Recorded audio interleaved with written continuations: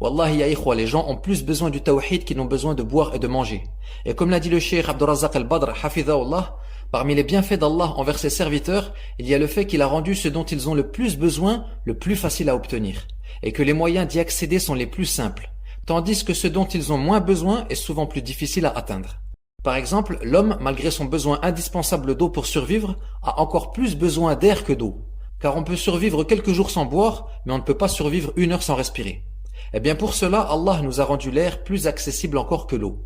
Et le tawhid est sans aucun doute le plus grand besoin de l'homme, car il est le but pour lequel on a été créé. وَمَا خَلَقْتُ الْجِنَّ وَالْإِنسَ إِلَّا لِيَعْبُدُونَ. Et je n'ai créé les djinns et les hommes que pour qu'ils m'adorent. Ceci car si on perd la nourriture par exemple, on perd le confort de la vie d'ici-bas. Mais si le tawhid est perdu, c'est le bonheur dans ce monde et dans l'au-delà qui est perdu. Et comme le tawhid est la chose la plus importante qui soit, Allah a donc rendu ses preuves et ses signes les plus clairs, les plus nombreux, les plus accessibles et les plus faciles à comprendre. Comme a dit le poète, فَيَا عَجَبًا كَيْفَ يُعْصَى الْإِلَهُ أَمْ كَيْفَ يَجْحَدُهُ الْجَاحِدُ وَفِي كُلِّ شَيْءٍ لَهُ آيَةٌ تَدُلُّ عَلَى أَنَّهُ الْوَاحِدُ. Comme il est étonnant de voir comment Allah est désobéi et comment l'athée le renie, alors que dans toute chose se trouve un signe montrant qu'il est l'unique subhanahu wa ta'ala.